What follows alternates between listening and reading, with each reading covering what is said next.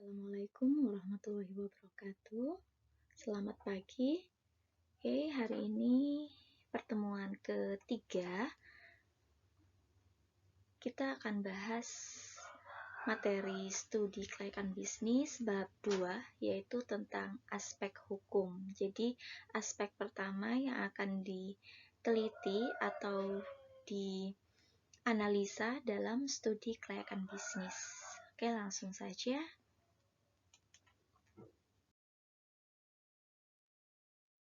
Di sini untuk memulai suatu penilaian dalam studi kelayakan bisnis, umumnya dimulai dari aspek hukum. Jadi aspek yang pertama kali diteliti dalam melakukan suatu studi atau penilaian dalam SKB. Walaupun banyak yang sebagian dari perusahaan memulainya dari aspek lain. Hal ini tergantung pada kesiapan dari masing-masing perusahaan. Jadi kalau misalkan suatu perusahaan ingin melakukan penilaian atau studi kelayakan terhadap usahanya, dia pertama kali akan melihat bagian atau aspek mana sih yang siap terlebih dahulu. Entah itu dari tekniknya ataupun dari berkas atau dokumen-dokumen yang dipersiapkan. Kalau misalkan untuk aspek hukum sudah siap, maka yang pertama kali akan diteliti atau dinilai adalah aspek hukum. Jadi tergantung pada kesiapan dari masing-masing perusahaan. Tujuan dari analisis pada aspek hukum di sini adalah untuk meneliti keabsahan, kesempurnaan, dan keaslian dari dokumen yang dimiliki oleh perusahaan. Jadi dilihat dari dokumen berdasarkan aspek hukumnya. Dan di sini bagi peneliti studi kelayakan bisnis, dokumen yang perlu diteliti keabsahan, kesempurnaan, dan keaslian meliputi badan hukum, perizinan, kemudian sertifikat tanah, ataupun dokumentasi lainnya yang berhubungan dengan kegiatan perusahaan. Jadi dokumen-dokumen hukum yang berhubungan dengan perusahaan tersebut. Jadi semuanya itu nantinya akan diteliti atau dinilai dalam aspek hukum studi kelayakan bisnis. Dan dalam aspek hukum di sini yang akan dibahas yaitu ada 4 poin. Yang pertama adalah bentuk badan hukum perusahaan. Bentuk badan hukumnya seperti apa? Apakah perseorangan, firma, atau sebagainya. Kemudian prosedur perizinan atau legalitasnya seperti apa? Apakah sudah tersedia atau masih belum. Yang ketiga, lembaga atau departemen atau instansi yang terkait dalam perusahaan. Dan yang keempat adalah rencana anggaran dasar perusahaan. 4 poin ini akan dibahas dalam aspek hukum dalam studi kelayakan bisnis. Selanjutnya kita akan bahas tentang badan hukum usaha. Jadi jenis badan hukum yang terdapat di Indonesia itu ada 7 macam. Yang pertama adalah perseorangan, yang kedua firma, kemudian CV, PT, BUMN, BUMD, dan yayasan. Kita akan bahas satu persatu. Yang pertama adalah perusahaan perseorangan. Seperti apa sih perusahaan perseorangan seperti yang ada di Indonesia? Definisinya adalah perusahaan yang hanya dimiliki oleh perseorangan atau hanya dimiliki oleh satu orang saja. Jadi didirikan dan dimiliki oleh satu orang. Dan di sini pendiriannya tidak memerlukan syarat yang khusus sebagaimana bentuk badan usaha lainnya. Kemudian untuk modalnya hanya dipenuhi oleh pemiliknya. Jadi karena pemiliknya hanya satu orang, berarti sumber modalnya itu hanya bisa disediakan oleh satu orang, yaitu pemiliknya itu sendiri. Dan untuk mencari modal dari luar atau dari eksternal itu relatif lebih sulit. Kemudian kelebihan dari perusahaan perseorangan, ada beberapa kelebihan di sini. Yang pertama adalah memiliki kebebasan dalam bergerak, jadi tidak perlu adanya izin atau kesepakatan dengan pihak lain karena murni dimiliki oleh satu orang. Terus yang kedua, pajaknya rendah karena pemerintah tidak memungut pajak perusahaan, yang dipungut hanyalah pajak dari pemiliknya saja, bukan dari perusahaannya. Kemudian kerahasiaannya terjamin karena murni dikelola oleh pribadi, motivasi usahanya tinggi, proses pengambilan keputusannya relatif lebih cepat, karena kan tidak perlu adanya kesepakatan bersama, jadi cukup keputusan dari pemiliknya saja. Dan penanganan aspek hukum yang minimal, jadi masih sangat sederhana, jadi tidak begitu rumit karena masih perusahaan perorangan. Itu adalah kelebihan dari perusahaan perorangan. Kemudian untuk kekurangannya, ada 4 kekurangan di sini. Yang pertama adalah mengandung tanggung jawab hukum dan keuangan yang tidak terbatas. Yang kedua, keterbatasan kemampuan keuangan. Karena di sini kan untuk kebutuhan modalnya hanya dari pemilik perusahaan. Untuk eksternal relatif sulit untuk diperoleh, sehingga modalnya terbatas. Kemudian keterbatasan pada kemampuan manajerialnya, jadi hanya ada satu pengelola di mana kemampuan atau keahlian yang dimiliki terbatas, sehingga bagaimana cara memanage perusahaannya itu juga terbatas. Yang keempat, kontinuitas kerja karyawannya terbatas. Jadi dilihat dari perusahaannya, dari jenis badan hukumnya, karena dikelola oleh satu orang di mana memiliki keterampilan yang dimiliki itu kan masih terbatas dibandingkan dengan perusahaan yang dikelola oleh beberapa orang, sehingga otomatis dalam memanage baik itu keuangannya, baik itu operasionalnya, ataupun untuk karyawannya itu seluruhnya itu sifatnya terbatas. Jadi ada keterbatasan yang dialami dalam proses manage atau pengelolaan perusahaannya.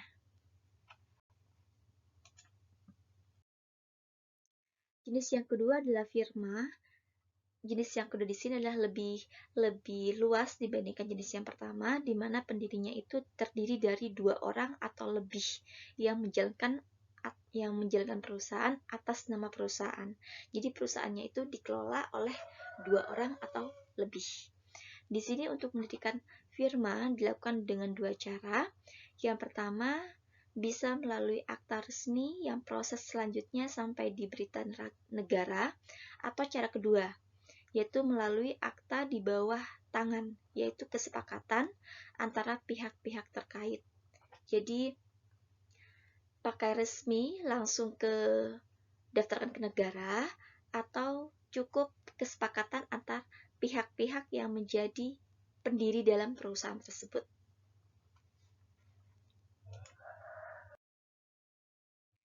Untuk kelebihan dari firma, yang pertama adalah penguasaan terhadap keuntungan tinggi meskipun dibagi dengan anggota kongsi yang lain. Jadi kekuasaan akan keuntungan itu relatif tinggi, walaupun pada akhirnya harus dibagi dengan partnernya, dengan partner kerja atau orang-orang yang tergabung dalam perusahaan tersebut. Yang kedua, motivasinya juga tinggi, dan yang ketiga, penanganan aspek hukumnya minimal, walaupun tidak seminimal perusahaan perorangan. Jadi untuk levelnya yang paling sederhana itu adalah perusahaan perorangan, baru setelahnya di level keduanya itu adalah perusahaan atau firma. Jadi masih sederhana, tapi tidak sesederhana perusahaan perorangan. Sedangkan untuk kekurangannya, ada 5 kekurangan di sini. Yang pertama adalah sering terjadi konflik antar anggota kongsi yang berkaitan dengan pembagian keuntungan. Jadi untuk penentuan persentase keuntungan yang akan diterima oleh masing-masing pihak, itu sering terjadi konflik. Jadi tidak ada kecocokan dalam penentuan persentase keuntungan antar beberapa pihak dalam perusahaan. Yang kedua, tanggung jawab keuangannya tidak terbatas, namun sudah dapat dibagi dengan anggota kongsi yang lain. Jadi, tanggung jawabnya itu sudah dibagi rata antar satu pihak dengan pihak lainnya. Yang ketiga, ada keterbatasan dalam kemampuan keuangan, namun sudah lebih baik dibandingkan perusahaan perorangan karena sudah dikelola oleh beberapa orang. Yang keempat, keterbatasan dalam kemampuan manajerial. Yang kelima, kontinuitas kerja karyawan yang terbatas. Jadi untuk kekurangannya di sini hampir sama seperti perusahaan perorangan, tapi levelnya itu masih lebih baik di atas perusahaan perorangan karena tidak lagi dikelola oleh satu orang, tapi 2 orang atau lebih. Yang ketiga adalah perusahaan komanditer, di mana di sini pengertiannya adalah persekutuan yang didirikan atas dasar kepercayaan. Jadi di sini dalam CV terdapat sekutu yang secara penuh bertanggung jawab atas kesekutuannya, kemudian ada satu sekutu atau lebih yang bertindak sebagai pemberi modal. Jadi di sini untuk CV ada 2 sekutu. Yang pertama sebagai pengelola atau sebagai pengelola atau yang memanage operasional perusahaan. Yang kedua adalah sebagai sekutu yang khusus untuk pemberi modal. Jadi kerjasama atau kesepakatan antara 2 sekutu sebagai pengelola dan pemberi modal. Untuk tanggung jawabnya di sini, tanggung jawab sekutu komanditer terbatas hanya pada modal yang ditanam dalam perusahaan. Jadi untuk sekutu komanditer, mereka hanya fokus untuk modal perusahaan. Tujuan pendirian CV adalah untuk memberi peluang bagi perseorangan untuk ikut menanamkan modalnya dengan tanggung jawab terbatas.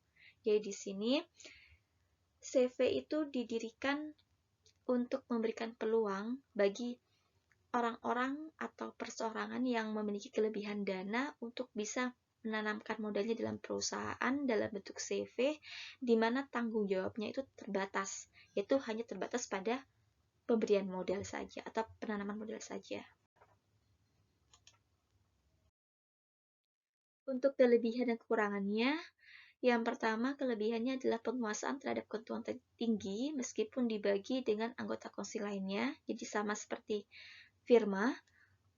Untuk motivasinya juga tinggi, penanganan aspek hukumnya minimal meskipun sedikit lebih rumit dibandingkan perseorangan karena harus ada kesepakatan antar anggota kongsi. Jadi untuk kelebihannya di sini sama seperti kelebihan dari firma. Untuk kekurangannya, mengandung tanggung jawab keuangan sekutu aktif tak terbatas meskipun sudah dapat dibagi dengan sekutu aktif lainnya. Jadi untuk kekurangannya di sini, tanggung jawab keuangan untuk sekutu aktif itu tidak terbatas. Yang kedua, status hukumnya belum berbadan hukum sehingga sulit mendapatkan proyek-proyek besar. Yang ketiga, nama CV sering sama antara satu dengan lainnya karena tidak ada pengecekan dengan nama CV sebelumnya. Jadi ini adalah kekurangan-kekurangan yang terjadi untuk badan usaha dalam bentuk CV. Yang keempat adalah perseroan terbatas atau PT, di mana undang-undang tentang PT tercantum dalam Undang-Undang Perseroan Terbatas Nomor 40 Tahun 2007, di mana definisi PT adalah badan hukum yang didirikan berdasarkan perjanjian untuk melakukan kegiatan usaha dengan modal tertentu, yang seluruhnya terbagi dalam saham dan memenuhi persyaratan yang ditetapkan dalam undang-undang serta peraturan pelaksanaannya.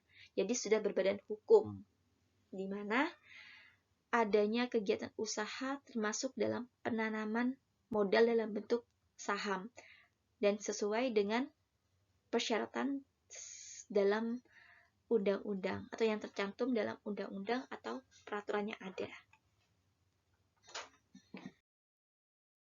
Kemudian dalam prakteknya jenis PT di sini yang pertama dilihat dari segi kepemilikannya ada 3, perseroan biasa, terbuka, dan persero. Nah, untuk bedanya nanti kalian sebutkan perbedaan antara 3 jenis perseroan terbatas ini di forum Classroom. Jadi kalian bedakan antara perseroan yang biasa, terbuka, dan persero. Perbedaannya seperti apa sih? Terletak pada sisi atau segi apa perbedaannya. Kemudian kalau misalkan kalian juga bisa sebutkan contohnya. Jadi contoh realnya yang membedakan antara biasa, terbuka, dan persero. Kemudian untuk yang kedua dilihat dari segi status. Statusnya ada tertutup dan terbuka. Maksudnya di sini dari segi permodalannya. Jadi kalau tertutup di sini perseroan tersebut hanya dikelola oleh internal perusahaan. Jadi tidak ada pihak eksternal yang turut ikut campur dalam pengelolaan perusahaan. Kalau terbuka berarti sebaliknya. Jadi mereka sudah open access, mereka sudah transparan. Jadi memberikan kesempatan bagi pihak luar atau eksternal jika ada pihak luar ingin menanamkan modal dalam perusahaan. Jadi misalkan ada investor yang berminat untuk berinvestasi, maka perusahaan di sini open, jadi terbuka, sehingga disebut sebagai perusahaan terbuka atau TBK.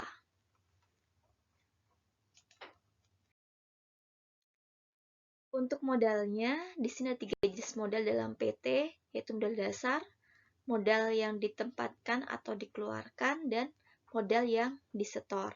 Sedangkan untuk syarat pendirian PT, ada 5 syarat yang harus dipenuhi.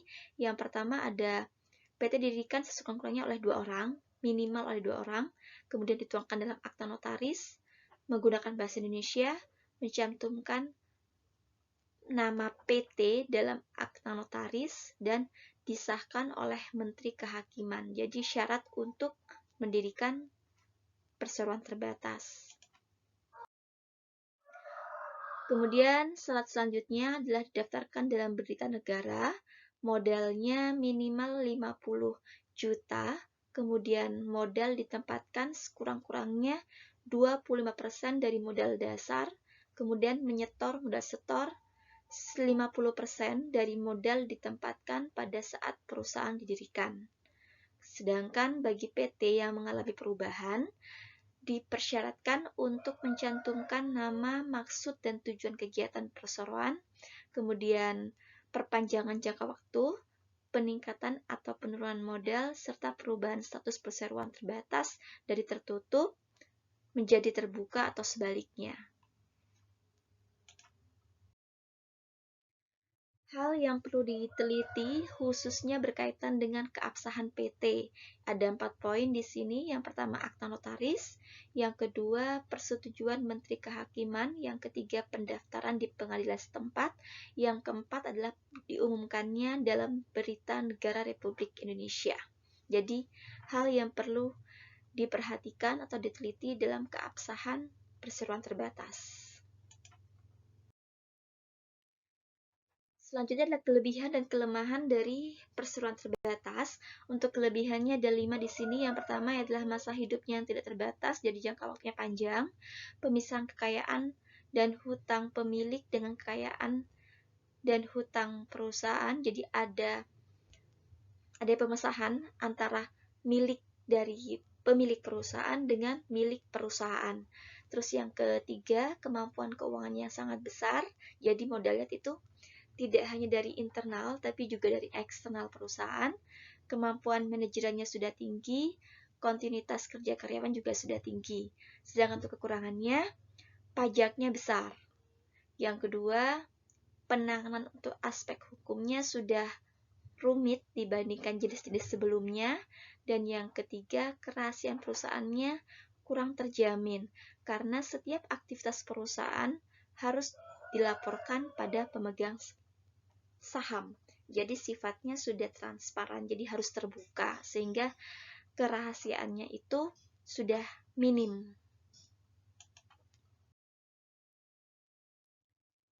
Kemudian jenis yang kelima adalah perusahaan negara, yaitu perusahaan yang didirikan berdasarkan undang-undang. Modalnya adalah kekayaan negara yang dipisahkan dan tidak dipisahkan atas saham, dan PN di sini dipimpin oleh seseorang kepala atau direksi yang diangkat oleh pemerintah. Jadi berada di bawah naungan pemerintah. Yang keenam, perusahaan daerah. Berarti perusahaan yang didirikan atas peraturan daerah. Modalnya dari pemerintah daerah, kemudian pimpinan perusahaannya di sini adalah kepala daerah itu sendiri. Jadi yang dikelola dan di bawah naungan pemerintah daerah. Yang ketujuh, yayasan. Di sini yayasan didirikan berdasarkan PP nomor 63 tahun 2008. Yayasan merupakan badan usaha yang tidak bertujuan untuk mencari keuntungan, tapi lebih fokus untuk menekankan usahanya pada tujuan sosial. Yayasan di sini dimiliki oleh pengurus dan harta milik pengurus yang dipisahkan dari harta yayasan. Jadi, harta yayasan di sini berbeda dengan harta pengurusnya, jadi terpisah. Kemudian jenis izin usaha, yaitu jenis perizinan yang akan diteliti dalam aspek hukum. Yang pertama adalah tanda daftar perusahaan, yang kedua NPWP, yang ketiga izin usaha, dan yang keempat adalah sertifikat tanah atau surat berharga lainnya yang dimiliki oleh perusahaan. Jadi 4 hal ini nantinya akan diteliti dalam aspek hukum. Kemudian izin perusahaan lainnya yang harus segera diurus oleh pemilik perusahaan. Yang pertama SIUP, yang kedua surat izin usaha industri, kemudian surat izin usaha tambang, izin usaha perhotelan, farmasi, peternakan, domisili, pendirian pembangunan, termasuk izin tenaga kerja asing. Jadi tergantung dari jenis usahanya, jenis bidangnya. Kalau misalkan perusahaan tambang, berarti harus ada izin usaha tambang. Kemudian untuk yang terakhir di sini adalah izin usaha tenaga kerja asing. Jadi kalau misalkan perusahaan tersebut melibatkan tenaga kerja asing, berarti harus ada izin tersebut, izin tenaga kerja asing. Kemudian dokumen yang diteliti ada bentuk badan usaha, jadi apakah perseorangan, firma, CV, PT, yayasan, dan sebagainya. Kemudian bukti diri, tanda daftar perusahaan, NPWP, izin perusahaan, termasuk keabsahan dokumen-dokumen lainnya yang terkait dengan aspek hukum perusahaan. Kemudian untuk penelitian di lapangannya, yaitu ada 2 tahap di sini. Yang pertama adalah mendatangi sumber informasi yang berhak mengeluarkan surat atau dokumen tadi, seperti tadi yang SIUP, kemudian surat izin SIU, kemudian NPWP dan sebagainya. Kita mendatangi sumber informasinya, jadi pihak yang mengeluarkan dokumen tersebut. Baru yang kedua adalah mencari informasi dari laporan, koran, majalah, ataupun perpustakaan yang relevan dengan analisis yang akan kita lakukan. Jadi untuk lapangannya yang kita lakukan adalah 2 hal ini. Oke, mungkin itu saja untuk aspek hukum yang akan dibahas atau diteliti kalau misalkan kita akan melakukan studi kelayakan bisnis. Silahkan kalian pelajari, misalkan ada hal-hal atau pemaparan yang kurang jelas, kurang dimengerti, nanti bisa ditanyakan di forum Classroom. Dan jangan lupa tadi ada pertanyaan di slide berapa itu, ada pertanyaan yang harus kalian jelaskan di forum Classroom. Oke, mungkin itu saja, kurang lebihnya saya mohon maaf. Wassalamualaikum warahmatullahi wabarakatuh.